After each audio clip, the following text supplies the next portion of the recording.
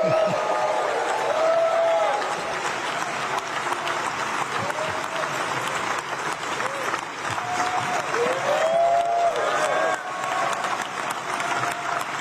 you. Allow me to greet the former presidents who are with us here today, President Joseph Ejercito Estrada and President Gloria Macapagal Arroyo, Senate President Chis Escudero and the honorable members of the Senate, House Speaker Martin Romualdez and the honorable members of the House of Representatives, Chief Justice Alexander Gesmundo and the honorable justices of the Supreme Court, His Excellency, the Most Reverend Charles John Brown, and the esteemed members of the Diplomatic Corps, Executive Secretary Lucas Bersamin and the members of the Cabinet, of course, the First Lady Luis Araneta Marcos,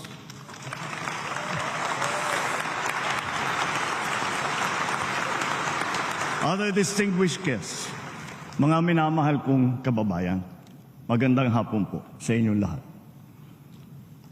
The hard lesson of this last year has made it very clear that whatever current data proudly bannering our country as among the best performing in Asia means nothing to a Filipino who is confronted by the price of rice at 45 to 65 pesos per kilo. Bagamat maganda ang mga statistikang ito, wala itong kabuluhan sa ating kababayan na hinaharap ang realidad na mataas ang presyo ng mga bilihin, lalo na ang pagkain, lalo't higit ng bigas. Totoo, puwersa ng merkado sa ating bansa at maging sa buong daigdig ang siyang nagdidikta ng presyo. Bunso dito halimbawa ng giyera, problema sa supply at puwersa ng kalikasan tulad ng El Nino na naranasan din sa ibang bansa. Subalit, hindi na ito mahalagang alalahanin ng ating mga kababayang nabibigatan sa presyo ng bigas. Mahal kong mga kababayan, alam kong damang-dama ninyo ito. Hindi natin winawalang bahala ang inyong mga hinain at hirap na dinaranas.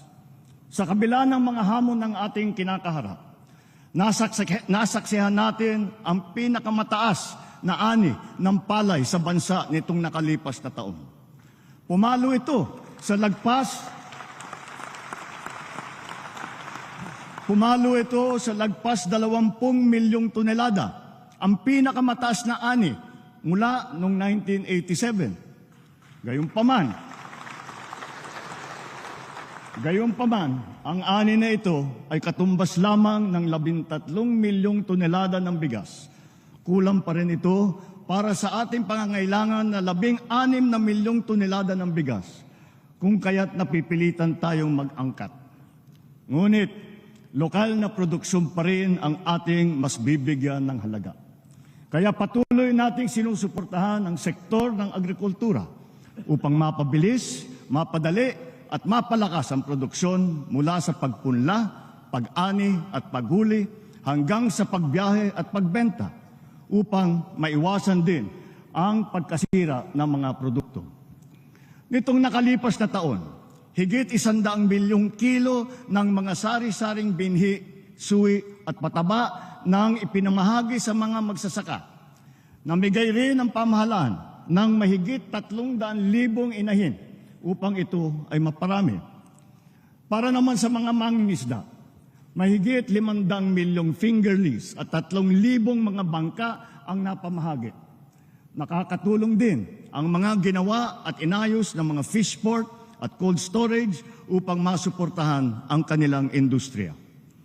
Bukod pa sa mga ito, naroon din ang mga teknikal at pinansyal na tulong para sa dagdag na kaalaman sa mga makabagong pamamaraan at pagkukunan ng sapat na puhunan.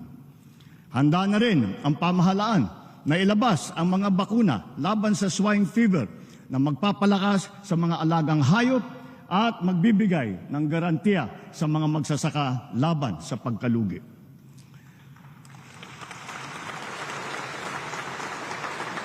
Nagsasagawa rin tayo ng mga kaugnay na hakbang upang pababain ang presyo at madagdagan din ang ating supply ng pagkain. Because of compelling emergency reasons, such as illegal price manipulations by hoarders and smuggling, we were constrained to temporarily implement mandated price ceilings on rice. We also extended the reduced tariff rates to facilitate the importation of rice, corn, and pork until the end of this year. Tinitiyak ko sa ating mga magsasaka at sa buong sektor ng agrikultura na ang mga ito ay pawang panggipitang solusyon lamang. Sa reformang sakahan naman, tuloy pa rin ang ating programa at ang pamamahagi ng mga titulo sa ating mga magsasaka. Sa nakalipas na 2 taon, mahigit 130,000 titulo na ang ating naigawad sa mga benepisyaryo. Tuloy-tuloy din at pinabibilis pa natin ang pagkakahati-hati ng Collective Certificate of Land Ownership Award o yung CLOA para sa mga individual na benepisyaryo nito. Pinamamahagi na rin ang mga Certificate of Condonation kaugnay ng pagpapawalang bisa sa mahigit 57 bilyong piso utang na may 600,000 benepisyaryo. Bukod pa rito, naresolba rin ang mahigit 70,000 mga kaso patungkol sa reformang agraryo. Kasama rito ang mahigit 2,000 kasong matagal nang nakabinbin bago pa man pumasok ang administrasyon. Through modernized customs procedures and heightened enforcement efforts, more than 2.7 billion pesos worth of smuggled agri-fishers products have been seized, preventing them from entering the market and negatively influencing prices. Bilang leksyon, ang mga nasabat na kargamento ng bigas ay agad nating ipinapamahagi sa ating mga mahihirap na kababayan. Ganon din ang sasapitin ng lahat ng mga ipupuslit ng mga bigas. Ang ibang mga produkto naman ay ating sisirain o susunugin, bukod pa sa pagkakakulong sa mga mahuhuling mga salaranin. Soon, we will be implementing the pre-border technical verification and cross-border electronic invoicing of import commodities. This will send a strong message that we mean serious business. To reduce unnecessary business costs, local government units no longer collect fees and charges from motorists transporting goods and merchandise while passing through national roads.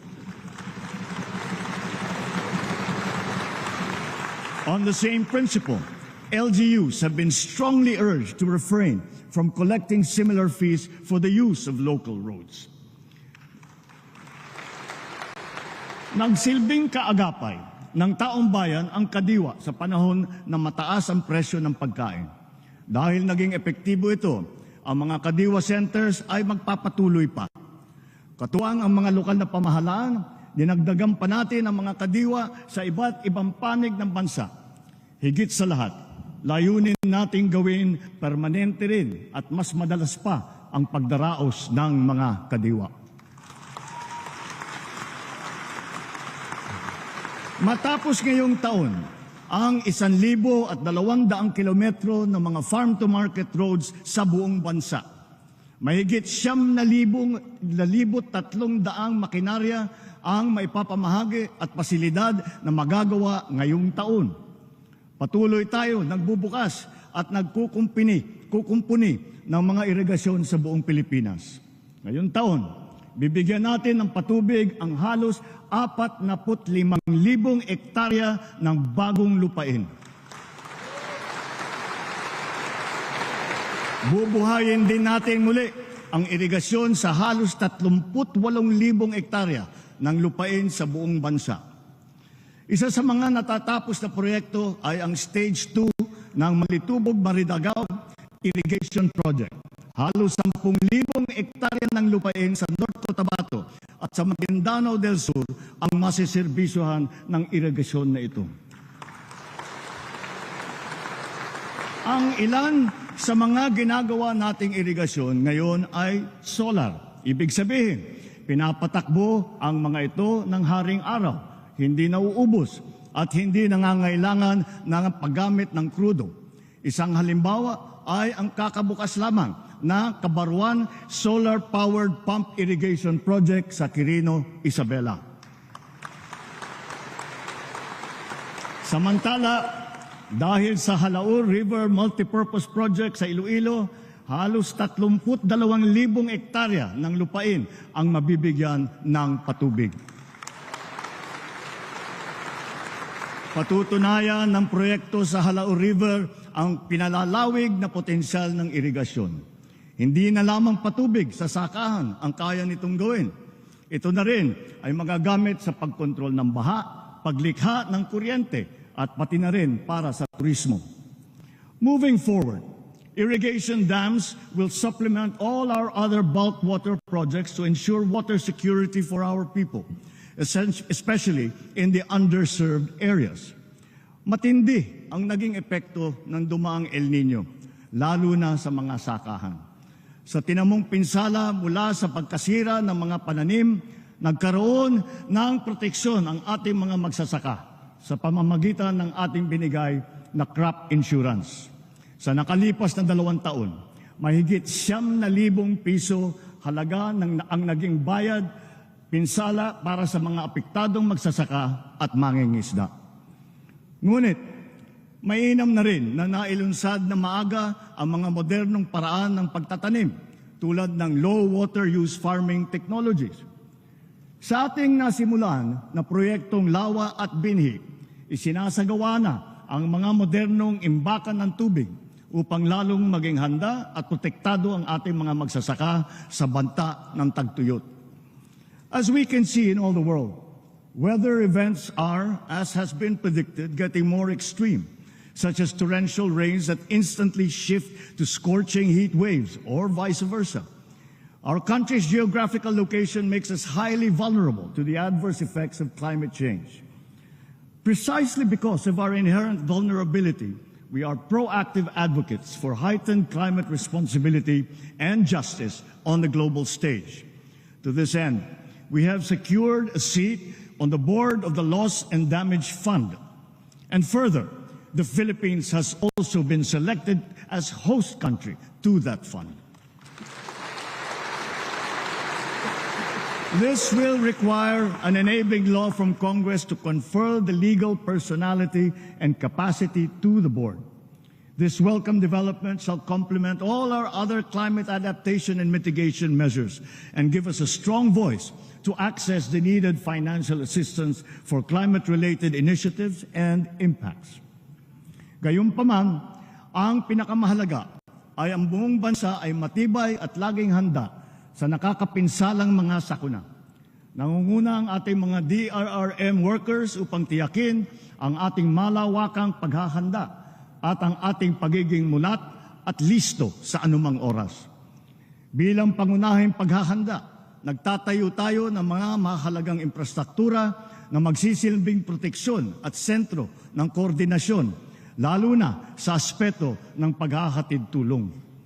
Within the past 2 years, almost 100 evacuation centers have already been built. While in January of this year, we started the operations of our Disaster Response Command Center, which shall serve as a central hub for the government's disaster response efforts. Ngayon, sa pagpihit ng panahon, ang hagupit ng La Nina at mga matinding pag-ulan naman ang ating binabantayan at pinaghahandaan. Mahigit 5,500 flood control project ang natapos na at marami pang iba ang kasalukuyang ginagawa sa buong bansa.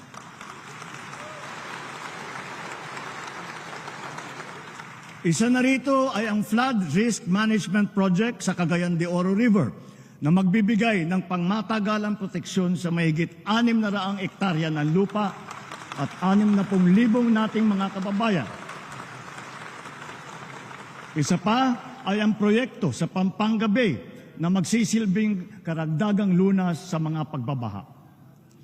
Noong Enero, inilunsad natin ang Kalinisan sa Bagong Pilipinas, kung saan pinakilos natin ang ating mga barangay upang maglinis sa kani-kanilang komunidad.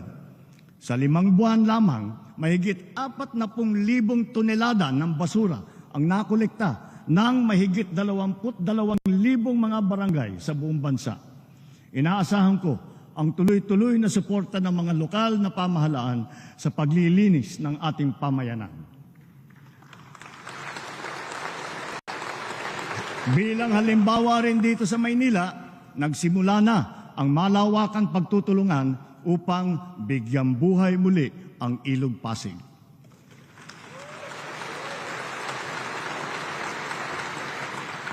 As we enter the midterm, our infrastructure development remains sustained, strategic, and on schedule.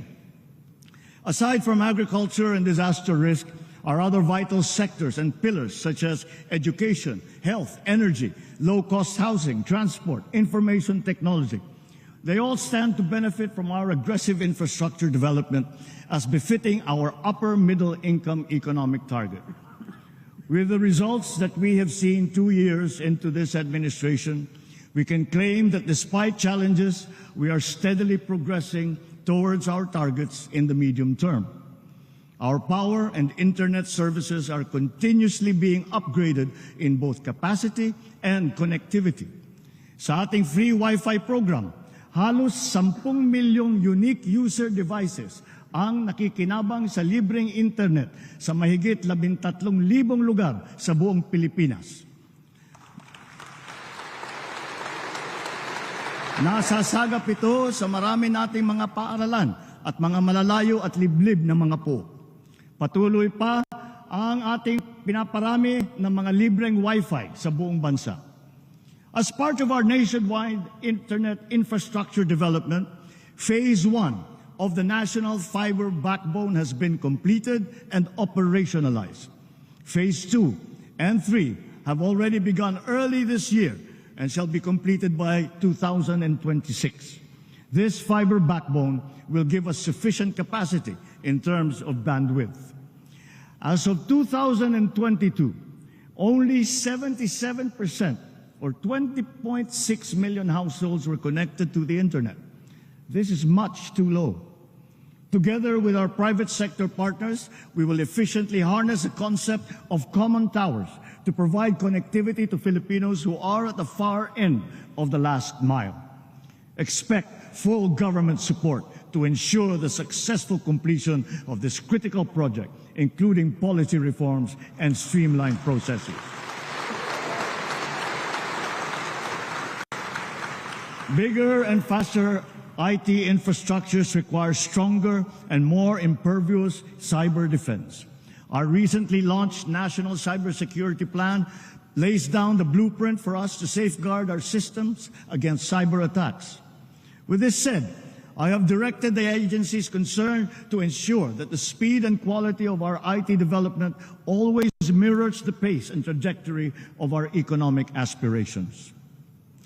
As energy projects get completed and new investments pour into this sector, we expect our nation's power supply to increase at a steady pace to meet our growing demand in the next few years. Nonetheless, we are continuously diagnosing and urgently addressing power shortages, as well as the systemic causes of blackouts in unserved and underserved areas. Nireremedyohan natin ang pangangailangan ng mga lugar na wala pang kuryente at madalas ma-brownout sa pamamagitan ng microgrid at off-grid systems at mga missionary small power utilities na sinusuportahan pa rin ng solar. Running through Bataan, Pampanga, and Bulacan, the newly inaugurated Mariveles-Hermosa-San Jose transmission line will further strengthen the reliability of the Luzon power grid. In the Visayas, all stages of the Cebu-Negros-Panay Backbone Project have likewise been completed. This project shall serve to stabilize the power situation in Western and Central Visayas and avert recurrences of power outages experienced in the past. Dahil sa proyektong ito, naiwasan ang blackout sa Panay Island noong Abril hanggang Hunyo sa kabila ng yellow at red alert sa region. And just last week, the Dumanhog-Corelia line of the Cebu-Bohol Interconnection Project was energized, enabling the transfer of power between Cebu and Bohol. With these systems currently operating at capacity, these major power lines shall contribute to the efficient power exchanges not only between Luzon and the Visayas, but also involving Mindanao. Energy sharing and transfers between, among, and within the three island groups have now been made possible with the energization last January of the Mindanao-Visayas interconnection.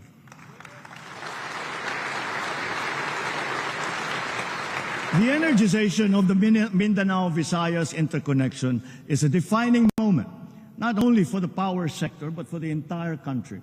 Finally, we have connected the power grids of all three major island groups.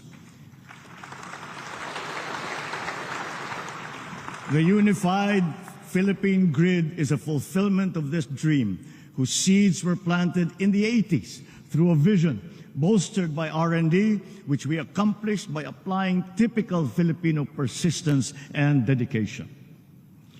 Batid natin lahat na ang presyo ng kuryente dito sa ating bansa ay mataas. Kaya patuloy tayo sa pagdadagdag ng mga infrastruktura ng kuryente na magpapababa ng presyo ng kalanunan.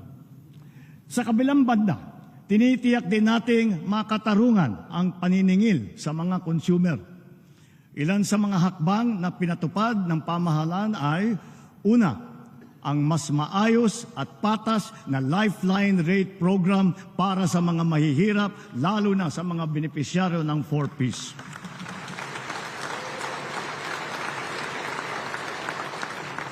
Pangalawa, ang naging pangsamantalang pagsuspindi ng fit-all tariff sa ating electric bill.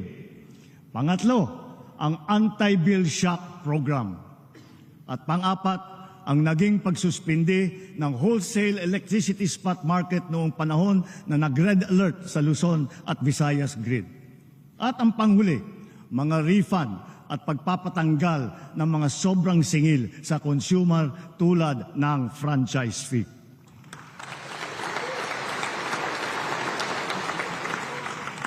Binabalikan at binubusisi natin muli ang EPIRA upang malaman kung angkop pa ba ito sa ating kasalukuyang sitwasyon o napapanahon na ito ay amyendahan. Hinihiling ko sa Kongreso na pagtulungan na natin ito alang-alang sa kapakanan ng mga Pilipino. Sa taas ng presyo ng kuryente sa bansa, nahihirapan hindi lamang ang mga negosyante kung hindi lalo na ang taong bayan.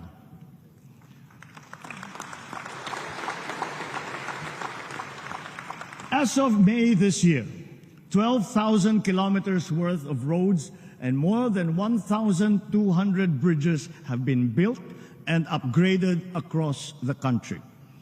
Of note, we have provided a budget to upgrade 367 bridges and almost 1,600 kilometers of road along our country's longest thoroughfare, the Maharlika Highway from Luzon all the way to Mindanao. Moreover, significant segments of major expressways which are part of the Luzon Spine Expressway network have now been opened to the public. The SLEX connector and the Plaridel bypass will be fully completed by the end of this year.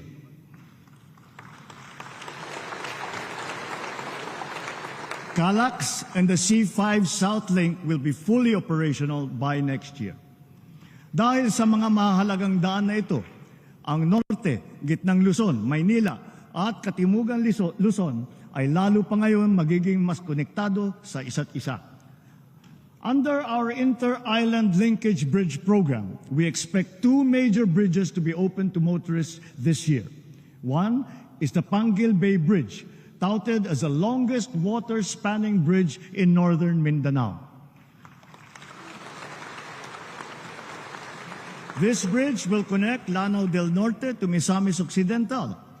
The other is the Gicam Bridge in Zamboanga, Sibugay, which shall connect the Olutanga the island to the mainland of Mindanao. In addition, travel to and from Clark Airport is now much faster and more convenient. with the inauguration of the 20-kilometer airport New Clark City Access Road in Pampanga. We are also in the midst of a railway renaissance. The Metro Manila Subway project has logged significant accomplishments in its tunneling works. Sa puntong ito, katumbas na ng 3 hanggang 6 na palapag ang lalim na nahukay at tuloy-tuloy na umuusad sa susunod na istasyon. Other railway projects such as the MRT-7 and the North-South Commuter Railway are likewise progressing. We will make sure that the right-of-way issues are resolved in the most equitable, efficient, and expeditious manner so that these will not get in the way of our infrastructure development. Bilang bahagi ng LRT-1 Cavite Extension Project, ang ruta ng LRT Line 1 sa Metro Manila ay madadagdagan mula sa Baclaran hanggang Sucat. Bubuksan ito sa publiko sa loob ng taong ito. At sa ilang taon, aabot na ang linya na ito hanggang Bacoor. Nagdagdag din tayo ng 76 na bago at modernong mga tren sa LRT-1 upang mas dumami, bumilis at maging mas komportable ang biyahe ng mga pasahero.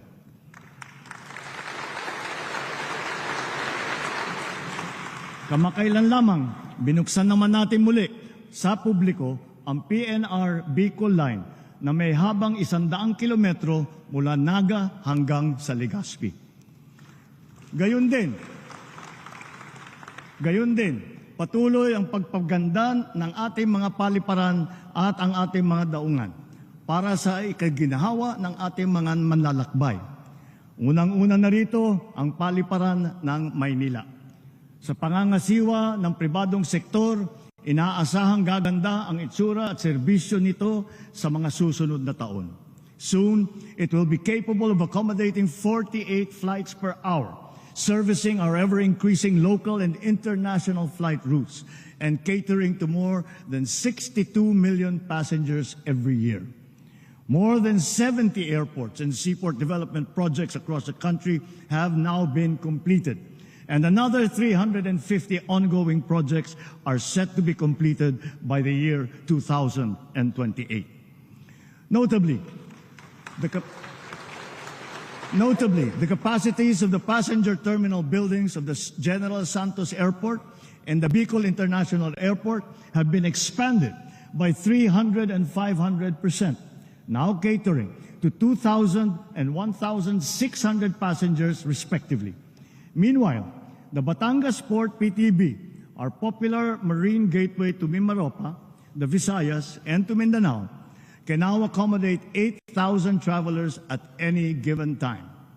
Thanks to Congress, the public-private partnership as a crucial funding mechanism for big-ticket projects is now institutionalized by the force of law.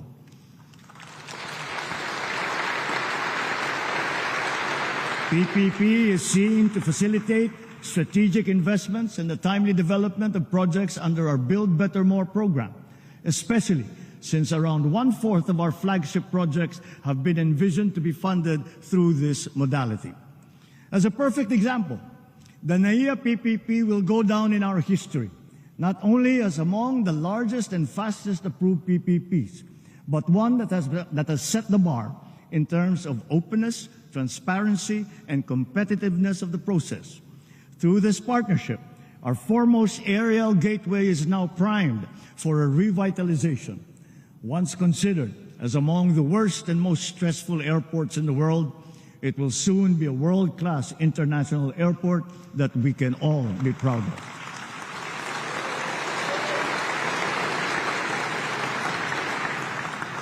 But even before that, the UP-PGH Cancer Center is the first PPP to be approved in this administration. Together with the Philippine Cancer Center of the DOH, which broke ground last March, these 2 specialty hospitals will soon join our nation's fight against cancer. These centers will be a godsend to the more than 400,000 Filipinos who are afflicted with this deadly disease. Habang ang mga modernong ospital na ito ay ginagawa pa, patuloy tayo sa pagdadagdag at pagpapataas ng kalidad ng ating mga ospital at mga specialty center. Binuksan na natin sa publiko ang mahigit 20 bagong urgent care and ambulatory service o mga bukas centers sa iba't ibang lugar sa bansa. Intended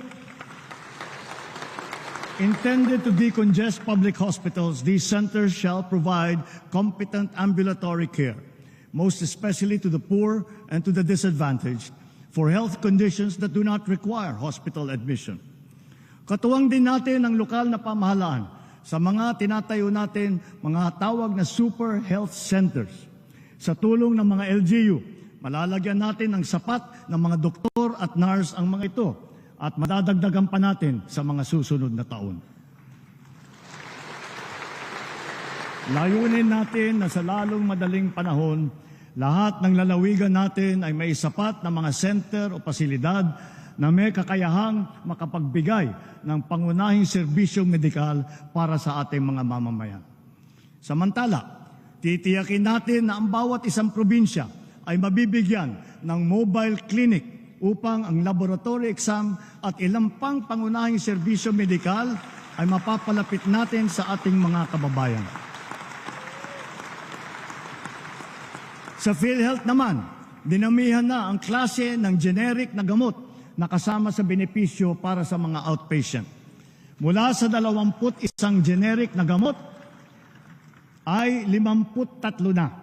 May mga bagong gamot para sa alta presyon at meron na rin para sa nerve pain at sa epileptic seizures.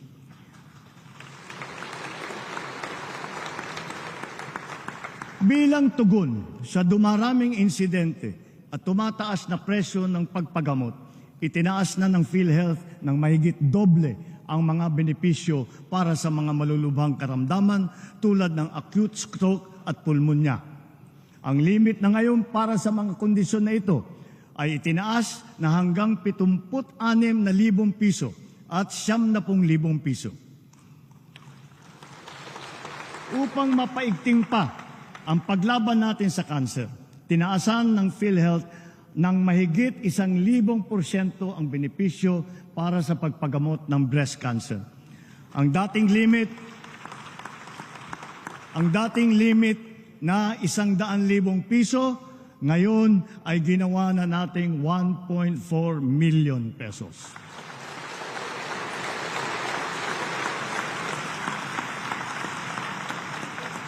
Ang benepisyo naman para sa colon cancer ay pinag-evaluate na rin.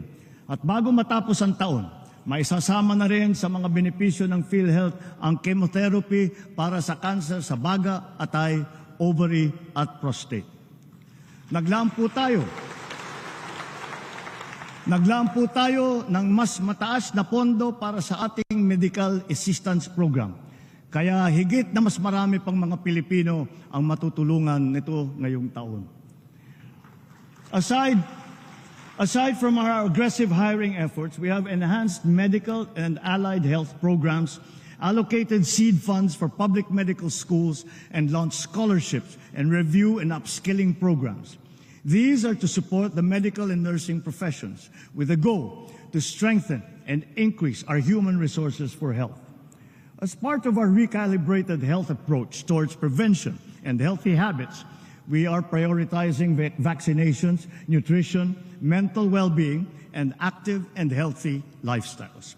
Tuloy-tuloy ang ating paghahabol sa pagbabakuna ng mga sanggol at ang mga bata, lalo na sa Region 6 at sa BARM, kung saan kulang pa sa kalahati ang nababakunahan. At tuloy na tuloy din ang Philippine Plan of Action for Nutrition na ating binibigyan tuon ngayong Hulyo, buwan ng nutrition. Ang convergent programs to stamp out hunger and malnutrition were not only successfully launched, but have yielded inspiring results thus far. One survey confirmed that our expanding school-based feeding program has had a significant impact on the physical and mental well-being of more than half of the learner beneficiaries. Therefore, we will continue to further enhance these feeding programs in our schools and daycare centers.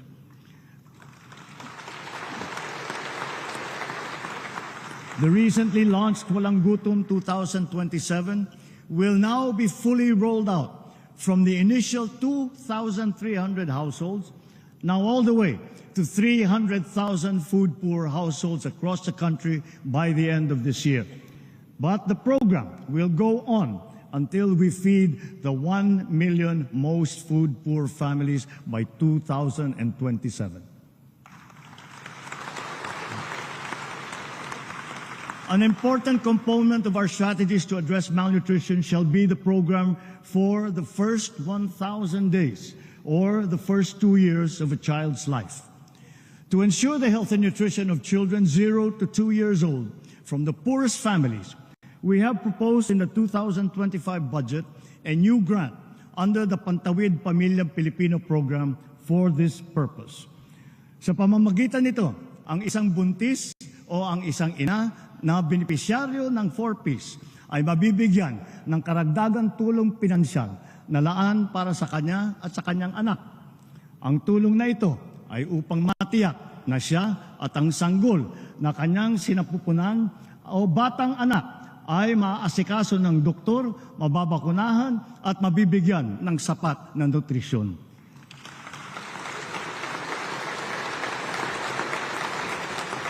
Closely related to these, the DOST has been continuously undertaking scientific research to develop nutritious food and drinks which can be integrated into the government's feeding program.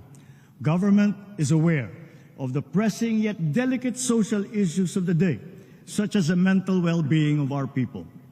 The DOH has launched its comprehensive mental health plan and ensured sufficient supply of medications. PhilHealth has also released this year its mental health benefit package for all its members. At the same time, grassroots and sports for all programs are back in the mainstream, catering to Filipinos of all ages. Nailunsad na namang muli ang taunang palarong pambansa matapos ang 3 taon na pagkakatigil nito dahil sa pandemya. Binabati natin ang Marikina at Cebu at ang kagawaran ng edukasyon sa kanilang matagumpay na pagtatanghal ng mga palarong ito. We will continue to support these health-enhancing sports programs. Through these, we will also set forth our youth on the same well-established path that has taken some of our national champions and renowned athletes to sporting greatness. As we speak, 28 of our finest athletes are competing in Paris now for the glory of the Philippines.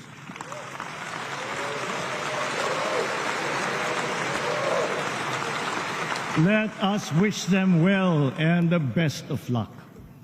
Sa larangan naman ng edukasyon, investing in our own people is not only a fundamental moral imperative for us, but an economic one as well. In its report, the World Bank revealed that our promising economic growth is largely attributable to our people. The great bulk of the country's wealth is being created by the skill, the industry, and the resourcefulness of all Filipinos. Ngunit, sadyang marami pang ibubuga ang Pinoy. We must harness the totality of the Filipinos' potential. Thus, for consecutive years, we have prioritized an increase in budget for the inclusive development of Filipinos, not just in food, nutrition, and health, but even more so in education and training. Recent assessments have revealed the poor reality that more than half of our grades 6, 10, and 12 students have failed to reach the ideal proficiency levels, faring low in information literacy, problem solving, and critical thinking skills. Therefore, our National Learning Recovery Program must proceed without the slightest disruption, especially in basic education. Our system of education must be strategically calibrated to make sure that our youth are not only taught to become literate, but it has also consciously developed them into problem solvers and into critical thinkers, hungry for success, ready for the future. Similarly, as we relentlessly address the classroom gap, the digital gap must also be bridged with equal intensity. We are working towards the day when all students will be equipped with computers, smart TVs, essential programs, digital books, and once again, access to reliable power and the internet. Digitalization and solar-powered electricity must now become the standard features in our schools and in our classrooms. Simply put, this is educational reform through technology. The perennial problems surrounding textbooks shall be resolved. The production of instructional materials, especially textbooks, which are up-to-date and error-free, must be ensured.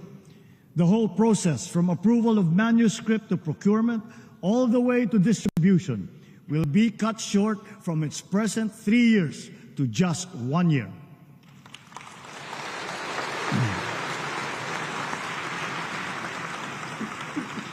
Ito ngayon ang magiging hamon sa ating bagong kalihim, na tiyakin ang pagbangon at pagtaas ng kalidad ng edukasyon sa bansa sa lalong madaling panahon.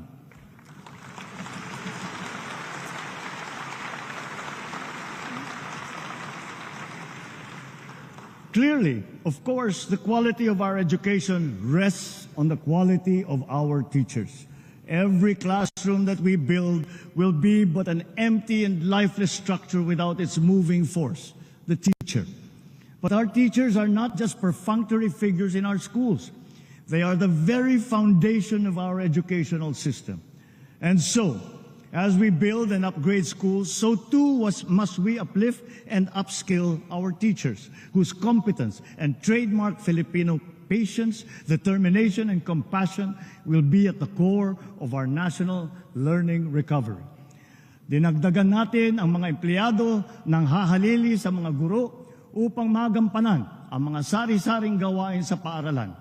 Sa gayon, ang ating mga guro ay makakatutok ng mabuti sa kanilang propesyon na pagtuturo. Katuwang ang Kongreso na isabatas na ang Kabalikat sa Pagtuturo Act.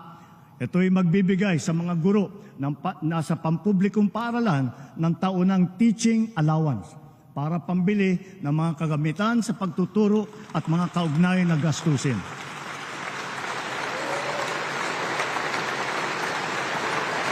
Matatanggap na nila ito simula sa susunod na taon. Meron na rin silang personal accident insurance mula sa GSIS.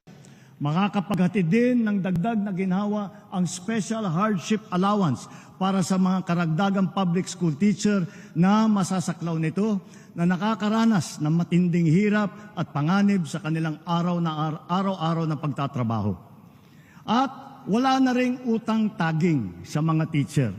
Hindi magiging hadlang ang kanilang pagkakautang upang makapag-renew ng kanilang mga lisensya. Bagkus, marapat lamang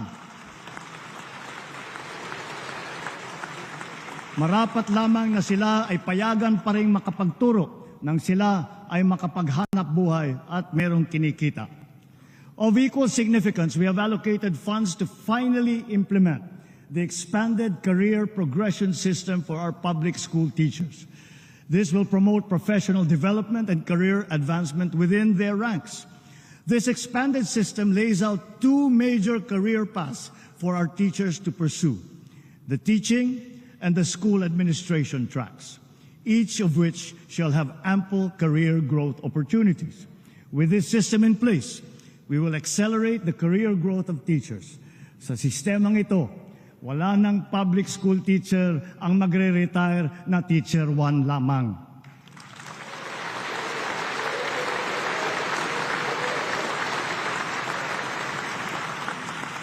Sa madaling sabi, kung talagang ninanais nating maging matagumpay ang hinahangad nating pagbangon sa larangan ng edukasyon, sila, ang ating mga guro, ang dapat nating itaguyod at patatagin.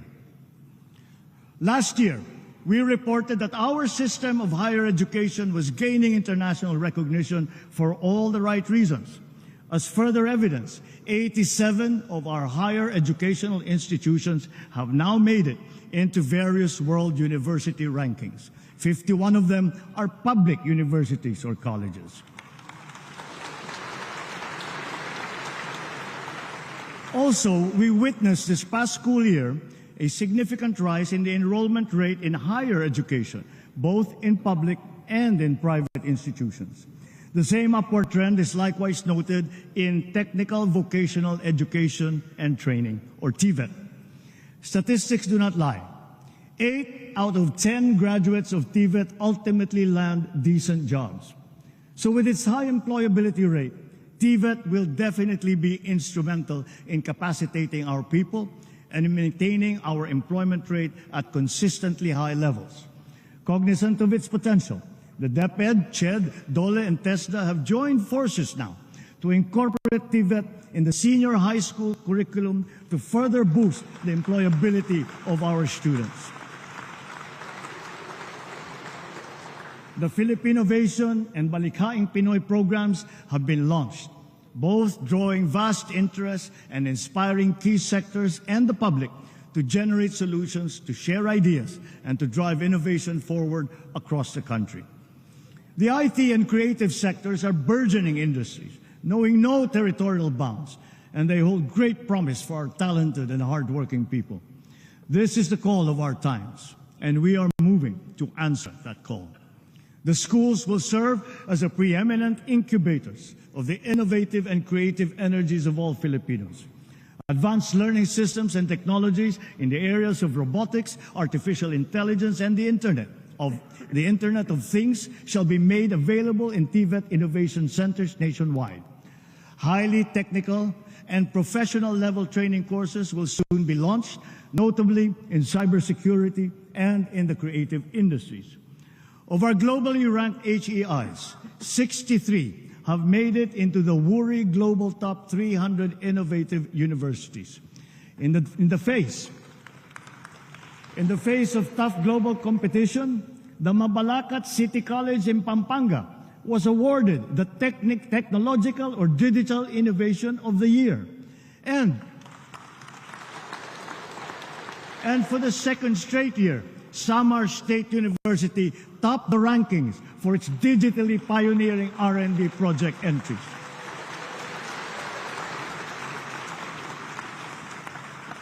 Relevant scholarships and R&D grants will continue to be available, aligned with our agenda to foster startups. To commercialize and mass-produce R&D outputs, crucial support such as intellectual property rights enforcement and venture financing have been put into place. We are also building essential infrastructure and linkages to support the ethical development of artificial intelligence systems for high-impact practical applications. Since the nation's foray into space technology, our satellites in space have generated more than 51,000 maps, images, and spaceborne data for various purposes. These now provide us with vital information that guides our country's stratagems and decision-making in agricultural development, urban planning, and environmental management, including the strengthening of our maritime domain awareness, to name but a few examples. Along with these discoveries, we are likewise in awe of our countrymen who have carved out their niche as pioneering space scientists and engineers in this emergent field, in collaboration with local space technology companies that provide an additional impetus. As we speak, 16 of our space engineers are in the United Kingdom resuming work on the development of the Multispectral Unit for Land Assessment, or the MULA satellite. Once completed, the MULA satellite will be our largest Earth observation satellite to be launched into space so far.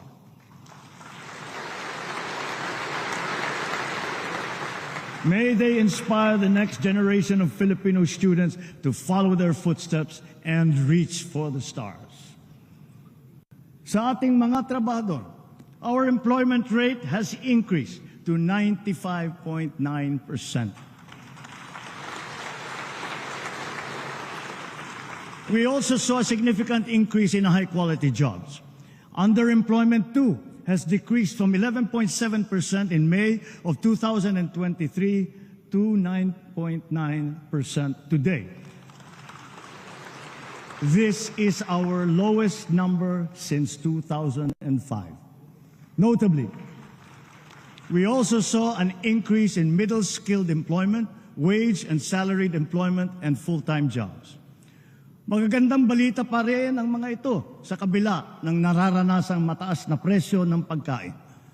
Bukod sa paglikha ng trabaho, pinalalakas din natin ang kakayahan ng ating mga mamamayan, lalo na sa panahon ng kanilang kagipitan. Our adaptive and responsive social protection programs assist our countrymen in times of dire need, reaching those in geographically isolated and disadvantaged areas. More importantly, these programs seek to develop their productive potential and bridge their capacities towards self-sufficiency. With a noble aim of breaking the cycle of poverty across the country, the Pantawid Pamilyang Pilipino program has not only consistently accomplished its annual targets, it has also proven its efficacy over the years. Mula nung nakaraang SONA, mahigit 420,000 pamilya ang nag-graduate sa programa. Ibig sabihin, sa tulong ng 4Ps, mas gumanda na ang kanilang kalagayan at kakayahang makipagsapalaran sa laban ng buhay. Sa katunayan, mahigit 4,000 graduate ng 4Ps ay nasa hanay na ngayon ng mga lisensyadong guro. At hindi lamang yun, 35 sa mga top notcher ng sari-saring mga board exam na idinaos nitong nakalipas na 2 taon ay nagmula sa mga pamilya na benepisyaryo ng 4Ps. Ilan sa kanila ay si Teacher Kane Jevy Cervantes ng Davao Oriental na nakakuha ng number 1 sa licensure examination for professional teachers. Isa rin si Engineer Alexis Alegado na nanguna sa Civil Engineering Board exam noong Abril ng nakalipas na taon.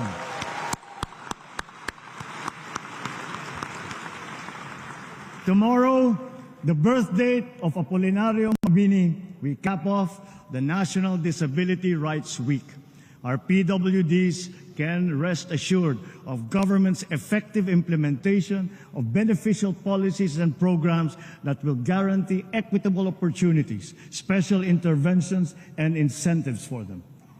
Mula nang pumasok ang administrasyong ito, nagsimula na ang mga programang pangkabuhayan na nakalaan para sa ating mga PWD. Sa susunod na taon, ilulunsad naman ng PhilHealth ang benepisyo nito para sa mga batang may kapansanan.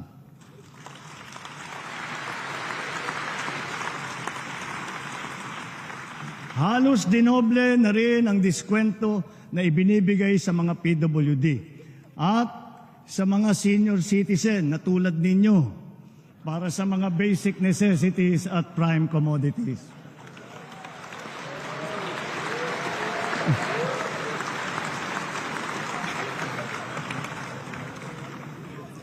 Natuwa kayong lahat dun. Sa lahat ng mga ginagawa natin ito, katuwang natin palagi ang pribadong sektor, lalo na sa mahalagang bagay ng trabaho at pasahod. With tripartite consensus, minimum wage levels have been increased in various sectors in all regions, including the BARM, for workers and private establishments. Makakapagdulot ito ng ginhawa sa mahigit 4 na milyong mga kababayan na natin at ng kanilang mga pamilya.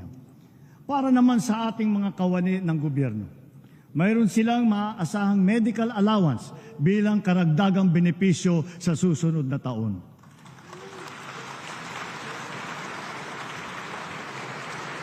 At hindi lamang iyon, mayroon ding napipintong aumento sa sweldo na makukuha nila sa 4 na tranche. Naglaan na po tayo ng pondo para dito simula sa taong ito at sa mga susunod na taon.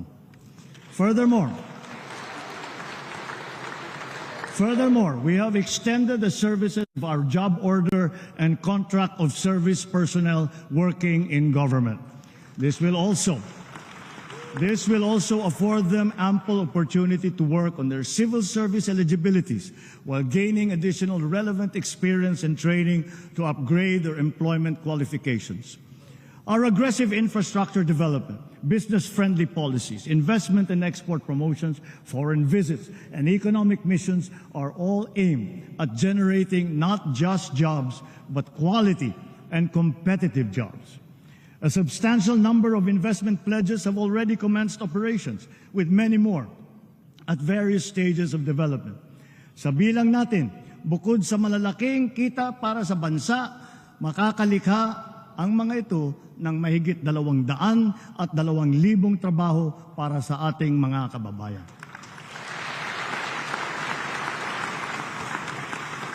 The rationalized incentive scheme under the CREATE Act has also made possible the generation of investments amounting to more than 1 trillion pesos and more than 100,000 new jobs. This promising state of affairs is now beckoning us to create more through the passage of the Create More Act.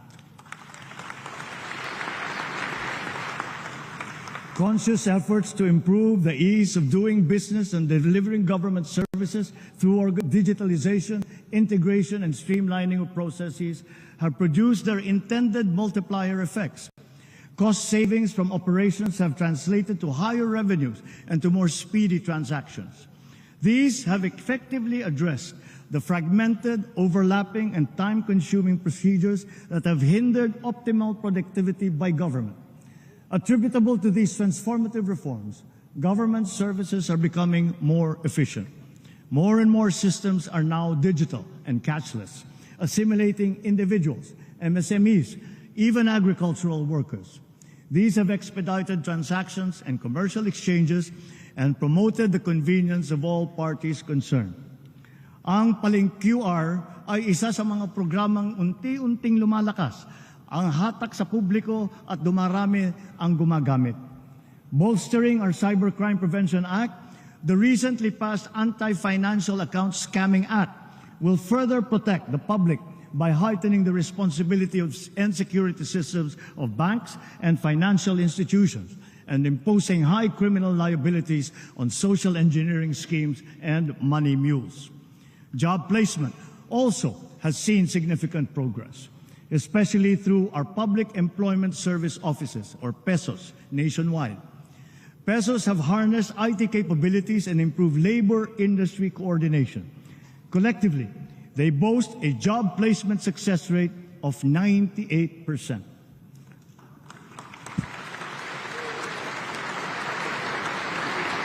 Likewise, due to shortened timelines, we have recorded a significant increase in new business and corporate registrations, including foreign firms, which surpassed last year's numbers. The observed choke points in our food supply chains and in the logistics sectors are now being removed. And at the same time, the identified gaps are being filled in to make them efficient, interconnected, and seamless, saving precious time and cost. The approval of energy projects is moving towards complete virtual integration of its required procedures. The expedited processing of our infrastructure flagship projects under the Build Better More program shall also follow suit. Our digital infrastructure was substantially strengthened courtesy of common towers that more than tripled in number since last year, owing to streamlining of permitting requirements. Air transport and tourism have been made more convenient because of the shift to paperless immigration and customs forms, thanks to the e-travel system. And soon, the piloted e-gates will be standard fixtures at airports to further facilitate ease of mobility during departures and arrivals. And with all this said, the implementation of the Philippine e-visa will be next in our digital transformation agenda.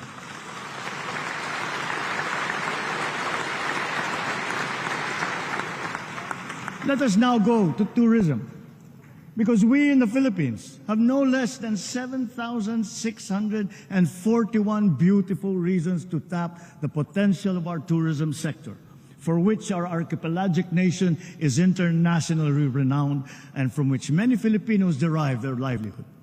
While a resurgence in this all-important sector is being observed, pre-pandemic data present to us a great challenge that we must surpass. It is a challenge that is well within our grasp. Our infrastructure and digital reforms to development of tourism sites and the enhancement of the overall tourist experience are all calculated to boost the productivity of the tourism sector. While doing so, we shall interpose the wholesome and hospitable Filipino brand in all the key tourism touchpoints, from tourist arrival all the way to departure. But the tourism challenge has already evolved and now requires a multifaceted strategy. The focus now is on experiential tourism. Food, culture, heritage, the arts, education, halal, Islamic traditions, dive, cruise, farm and ecotourism, even sports have now become potent subjects and products of a nation's tourism. This is an imperative, and that we must elevate and expand our understanding of the one town, one product, or OTOP concept. It must not inhibit, but rather it must inspire. We must not rest content to have just one. Rather, we must seek the optimal number of high-quality products and services which at the same time showcase our community's distinctive history, traditions, and talents. Filipino creativity and ingenuity will enliven and unlock the as-yet untapped potential of these new facets of Philippine tourism. Sa ating mga OFW, ayon sa datos ng Bangko Sentral, mahigit 37 bilyong dolyar ang naipasok sa bansa ng ating mga OFW noong nakalipas na taon.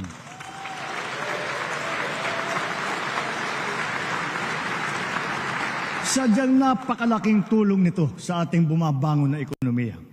Kaya hindi lamang pasasalamat, kundi parangal ang ating ipinapaabot sa lahat ng ating mga OFW. Sana ay napapanood nila ito.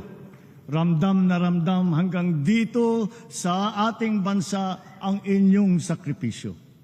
Through vital partnerships with like-minded states, we have been able to promote our mutual interests, resulting not only in investments here and our strengthened national security, but also in quality jobs for our nationals seeking foreign employment.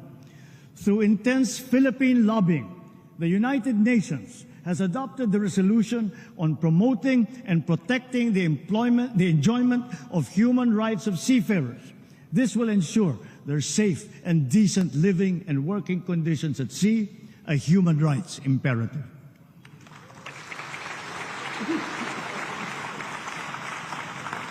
Patuloy ang ating pagtulong sa mga OFW. Hindi ito natatapos sa kanilang paglisan sa bansa. Karagdagang mga espesyal na pasilidad at serbisyo ang ating binuksan para sa kanila, tulad ng OFW Lounge sa NAIA at Seafarers Hub sa Maynila. Ang mga OFW natin na naapektuhan ng sari-saring mga kaguluhan tulad sa Israel, sa Gaza, sa Sudan, Lebanon at Yemen ay natulungan natin at naiuwi ng ligtas sa bansa.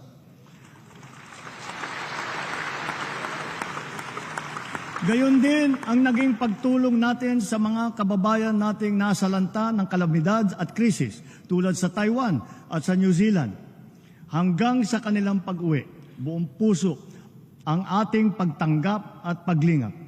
Ang nagbabalik-bayang mga OFW kasama ng kanilang pamilya ay sinusuportahan nating mabuti upang maging maayos ang kanilang bagong simula dito sa bansa para makakuha ng magandang trabaho o di kaya'y makapagtayo ng negosyo. Kaugnay sa aking naiulat noong isang taon, sinimulan na ng Saudi Arabia ang pamimigay ng tseke sa ating mga trabahanteng nawalan ng trabaho doon. Unti-unti, ang ating mga naapektuhang OFW ay nababayaran na. For this, we convey our sincerest gratitude to the Crown Prince of Saudi Arabia and the Kingdom of Saudi Arabia.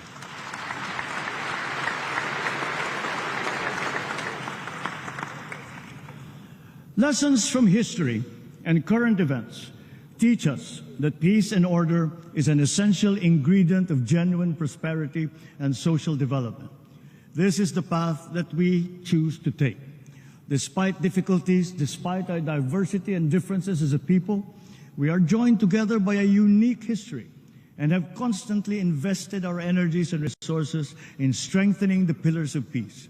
Our police, military, and Coast Guard undergo continuous capacity building and asset upgrading so that they are better able to preserve the peace and defend our territory.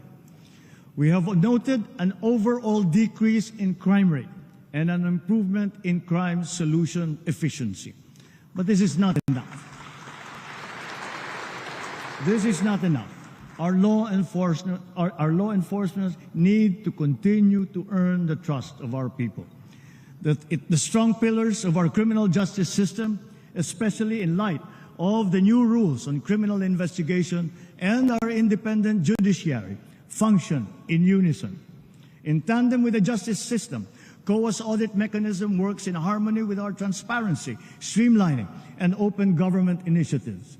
All in all, these successfully foster a culture of accountability that curbs corruption in government.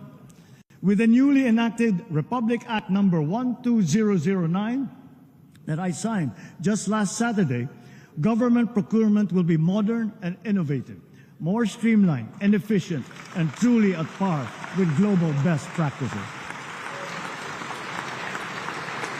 We sincerely thank Congress for its timely and decisive action in amending the 20-year-old law. We have come a long way in our quest for a lasting and inclusive peace. No guerrilla fronts remain active across our country today. Only 7 weakened groups remain to be dismantled, and they are the subject of focused operations. But along with the assertion of government might, we also offer peace, community development, and reintegration programs for those who have returned to the fold of the law. Through a comprehensive and transformative approach, we have rebuilt not only lives, but also conflict-affected communities. The implementation of peace agreements is now in its concluding phase. Former combatants now live peaceful and productive lives in their respective communities. Some of our former rebels are now absorbed into the AFP, serving in the defense of the Republic, while others are now part of the PNP BARM. Government will honor and fully comply with its remaining deliverables and commitments under these agreements.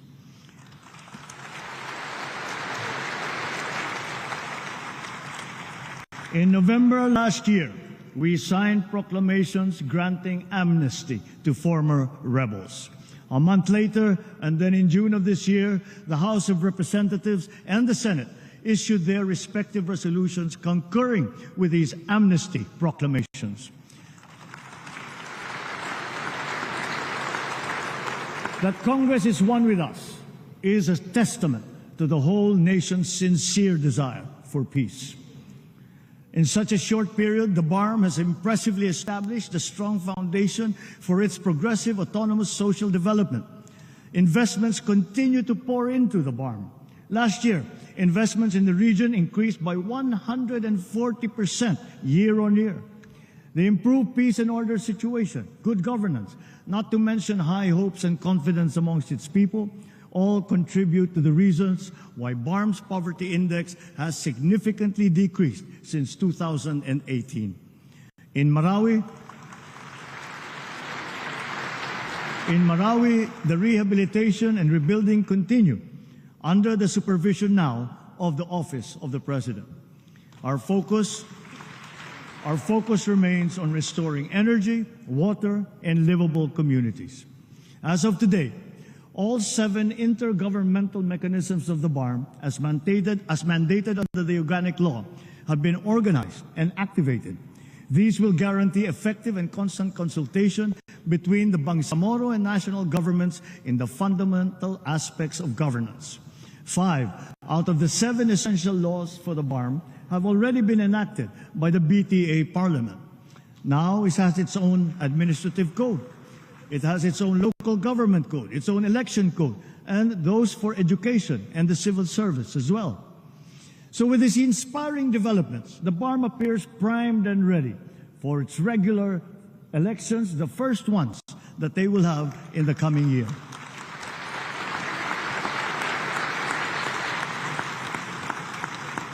On the fight against dangerous drugs, Our bloodless war on dangerous drugs adheres and will continue to adhere to the established 8 E's of an effective anti-illegal drug strategy.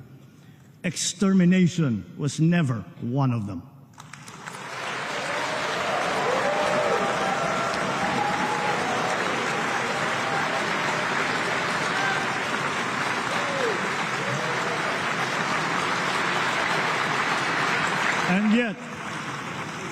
And yet, in more than 71,500 operations, it has resulted in the seizure of more than 44 billion pesos worth of illegal drugs and the arrest of more than 97,000 drug personalities.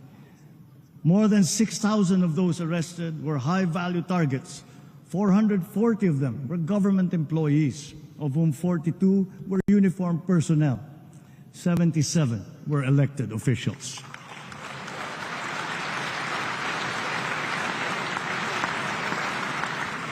So to further paralyze their operations, dirty money and assets worth more than 500 million pesos have been frozen and preserved. With strong case buildup and efficient prosecution, the drug conviction rate is at a high of 79%.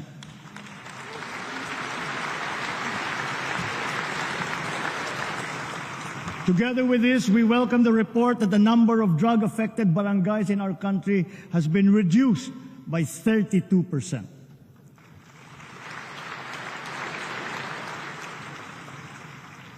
In our international relations, we have faced challenges to our territorial sovereignty, and we will assert our rights and interests in the same fair and pacific way that we have always done.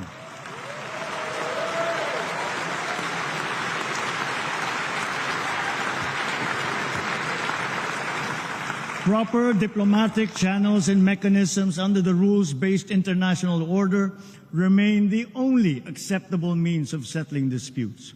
Peace and community building will always be our clarion call, especially when the country serves as chair and the host of ASEAN Summit in 2026. We continuously try to find ways to de-escalate tensions in contested areas with our counterparts, without compromising our position and our principles. I know that our neighbors, too, are doing their best to make this work. The Philippines cannot yield. The Philippines cannot waver.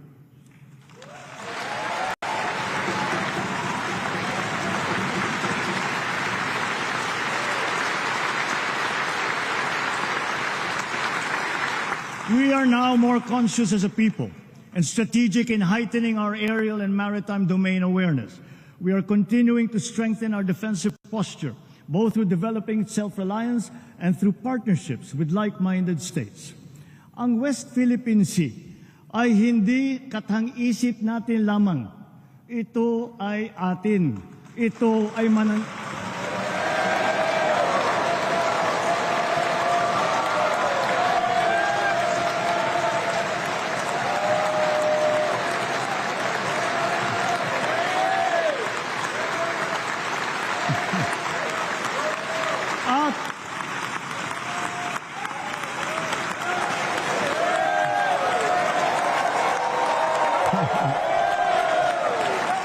At ito ay mananatiling atin hanggat nag-aalab ang diwa ng ating minamahal na bansang Pilipinas.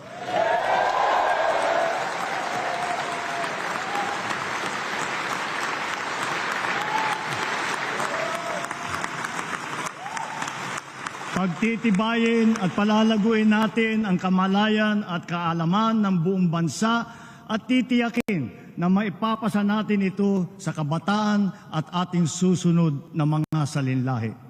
Laws on our maritime zones and archipelagic sea lanes make sure that this intergenerational mandate, this duty, will firmly take root in the hearts and minds of all our people.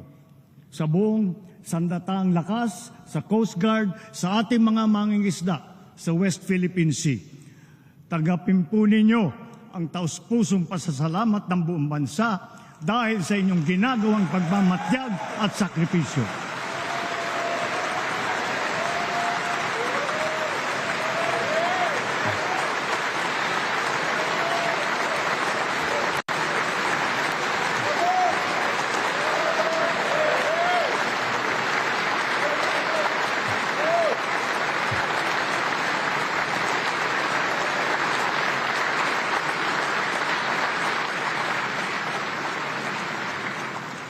Let us now turn to our economic status and our prospects.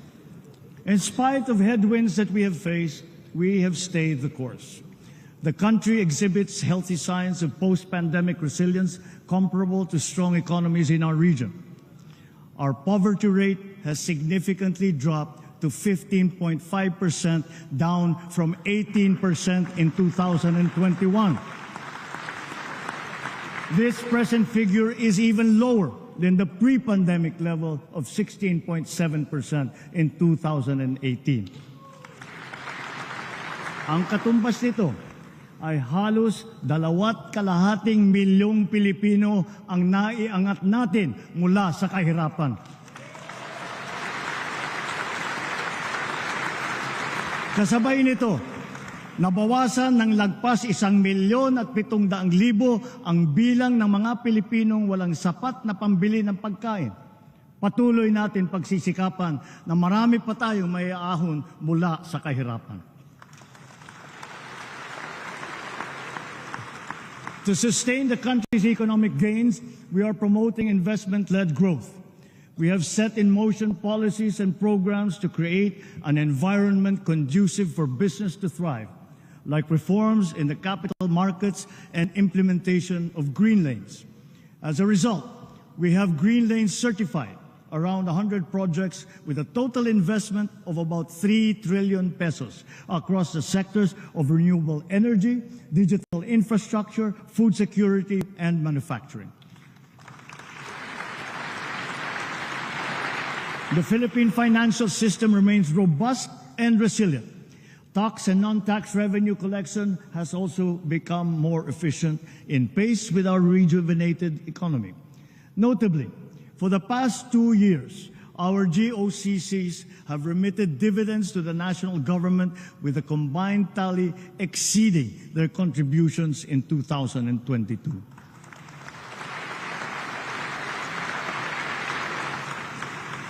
To build on these, and guided by strong fiscal discipline, our proposed government budget for this year was crafted with utmost care, diligence, and meticulous attention. We look to the cooperation of our colleagues in the legislature, not only that our proposed national budget be approved in your usual timely manner, but it be adhered to as closely as possible. We expect all agencies to ensure that every centavo allocated will be judiciously spent for our urgent priorities and socially impactful programs. Mga kababayan, sa lahat ng ginagawa natin ito at mga gagawin pa, mataas ang aking kumpiyansa na malalampasan din natin ang hamon ng ating pinagdadaanan. Dahil ito ang pangunahing hinaing ng taong bayan. Hindi tayo titigil sa paglalaban sa kahirapan at sa paghahanap ng lunas upang maibalik sa normal ang presyo ng bilihin, lalo na ang bigas.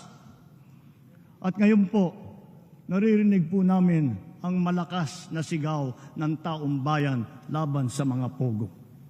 Disguising as legitimate entities, their operations have ventured into illicit areas furthest from gaming, such as financial scamming, money laundering, prostitution, human trafficking, kidnapping, brutal torture, even murder.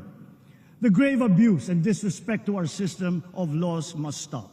Kailangan nang itigil ang panggulo nito sa ating lipunan at paglalapastangan sa ating bansa.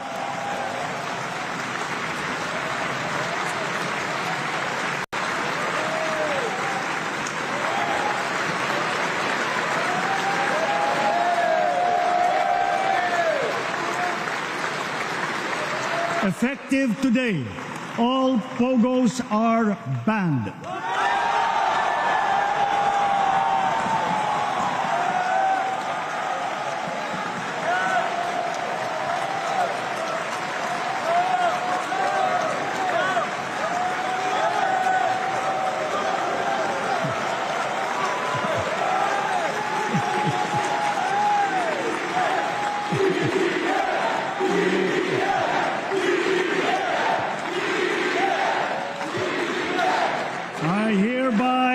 I hereby instruct PAGCOR to wind down and cease the operation of POGOs by the end of the year.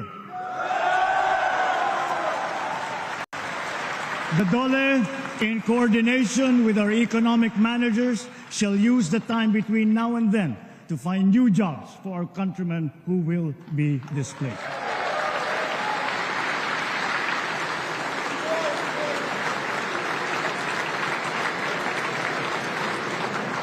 This will solve many of the problems that we are encountering. It will solve many of the problems that we have been encountering, but it will not solve all of them. To solve all the problems that we have been suffering under, all officials, law enforcers, workers in government, and most of all, the citizenry, must always be vigilant, principled, and think of the health of the nation. So, ladies and gentlemen, let me end by recalling the words of a great man. Let not anyone pacify his conscience by the delusion that he can do no harm if he takes no part and forms no opinion. Bad men need nothing more to compass their ends than that good men should look on and do nothing. He is not a good man.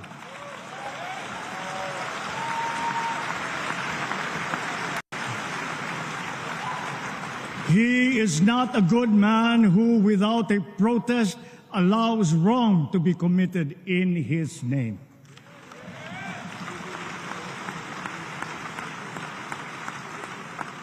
Mga minamahal kong kababayan, lagi po nating labanan ang mali at ang masama.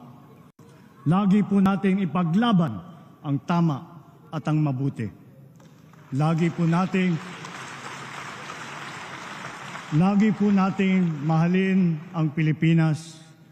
Lagi po nating mahalin ang Pilipino. Mabuhay po kayo at mabuhay ang bagong Pilipinas. Maraming salamat po.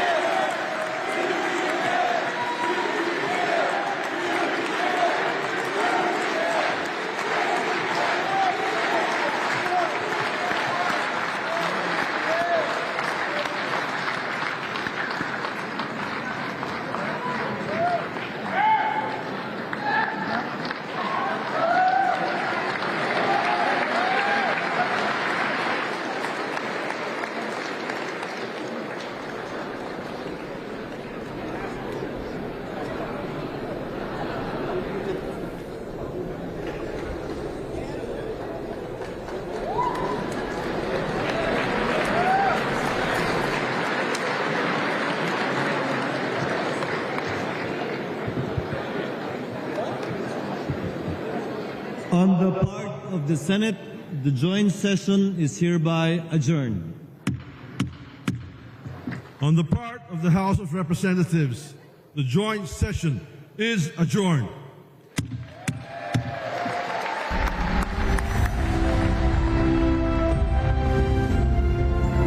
He ends with a call to fight evil and fight for what is good, to always love the country and love the Filipino. That was President Ferdinand Marcos Jr.